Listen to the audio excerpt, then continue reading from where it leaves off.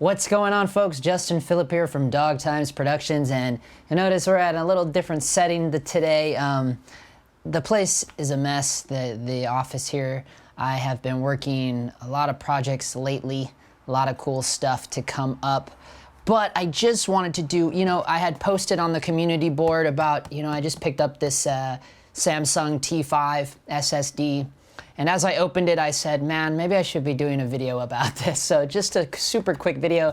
If you guys have known about my my past videos about my whole battle with finding the right SSD to use with the Blackmagic Pocket Cinema Camera 4K, the infamous SSD failure video. If you're wondering about how to use SSDs from an Atomos with a Pocket 4K and how that turns out, I recommend go check out that video. I'll leave a link down below as well. But I had mentioned that I was going to use some CFast cards. The CFast cards, wow. Here's the thing on the CFast cards. The cheapest I could find was about 125 bucks, and that was only 128 gigabytes, which gives you about 17 minutes of Blackmagic RAW Q0. That's no bueno.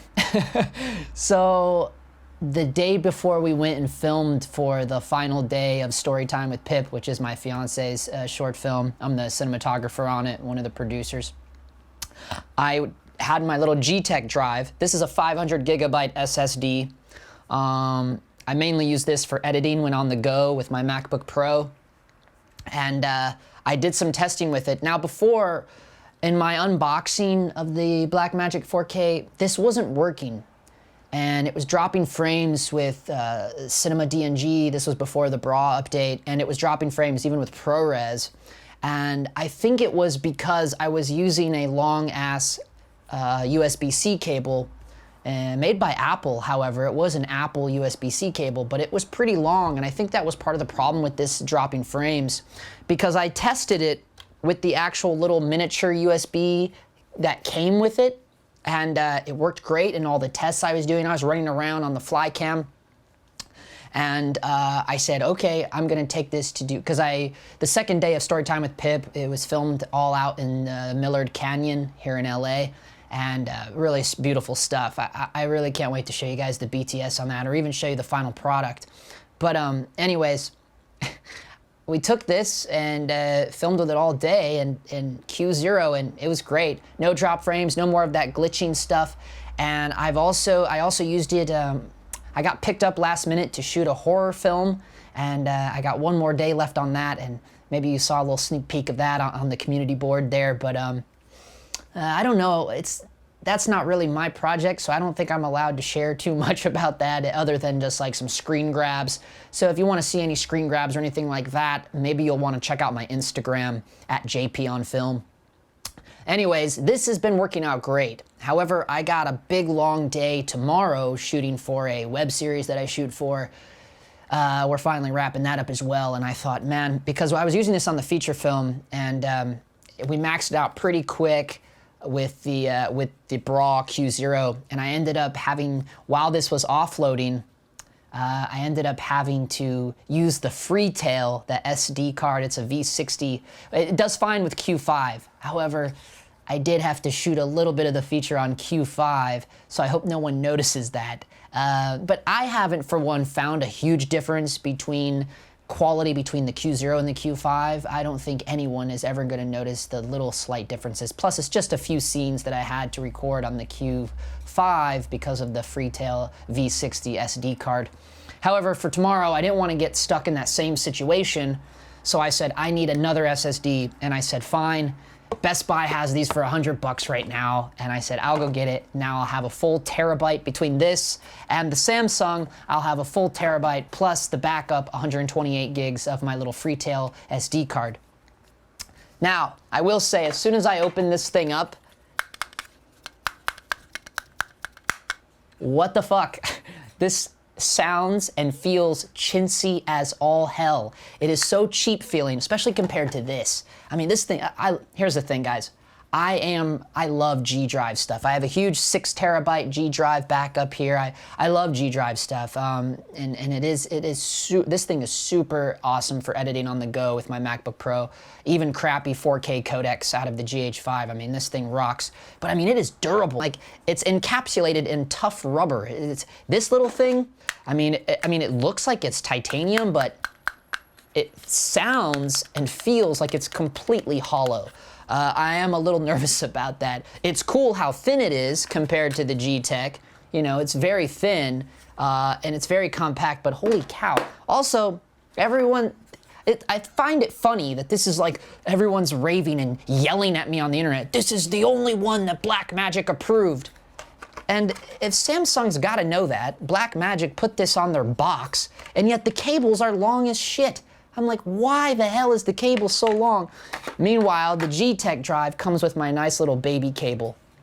So I won't even be opening these long-ass cables, and I'm only gonna be using this little shorty. And I'll show you how I've been using this. You guys know I can be a little ghetto sometimes, but I'm okay with that. So I'll show you my little ghetto way of attaching these little SSDs to the Pocket 4K. And yeah, and I know maybe you're saying, I thought you were gonna get CFast. Maybe one day I'll be able to afford that, but man, 125 bucks for 17 minutes? Man, it just makes sense, I guess, to go this route, especially this little guy is working good. I got a terabyte total here. So check this out, I'll show you. Also, if you guys don't have BOGO ties in your kit, man, do yourself a favor, get yourself some BOGO ties. If you live here in LA, Fry's sells them by the bundle, and they're cheap. They're like $6 for a bag of 20. I use them for everything, constantly, even things like this, when attaching an SSD to the Pocket 4K. So I did luck out that I have this little baby USB-C cable. It's been working great. I mean, it's the one that came with the G Drive, so no problems there. And I just take this and plug this in here. And I have been shooting around with this and testing it in the office. I'm gonna give you guys a close-up of this so you can check it out. There you'll see how I have it attached with the BOGO tie. If you don't know what BOGO ties are, just go to my kit bag down in the description below and you'll see what BOGO ties are. They're essential for on-set.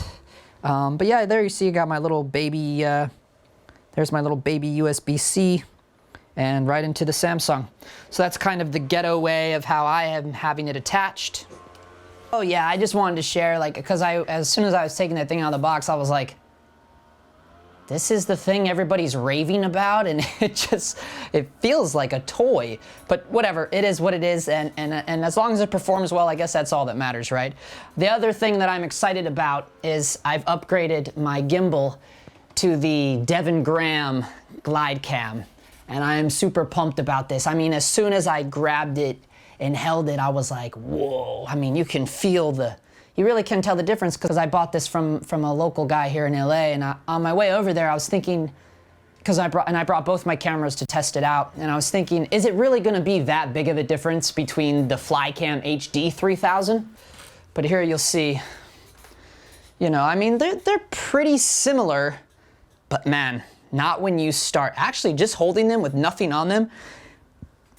The Flycam is way heavier just on its own, and that's never a good thing right out the gate.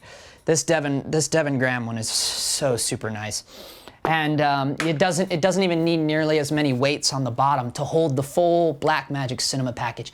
The cinema rig that I have for the Blackmagic, when it's all kitted out, it weighs about 10 pounds, guys. So, you know, especially if you think your heavy cinema lens or the Sigma 18-35 with the Metabones and yada yada yada.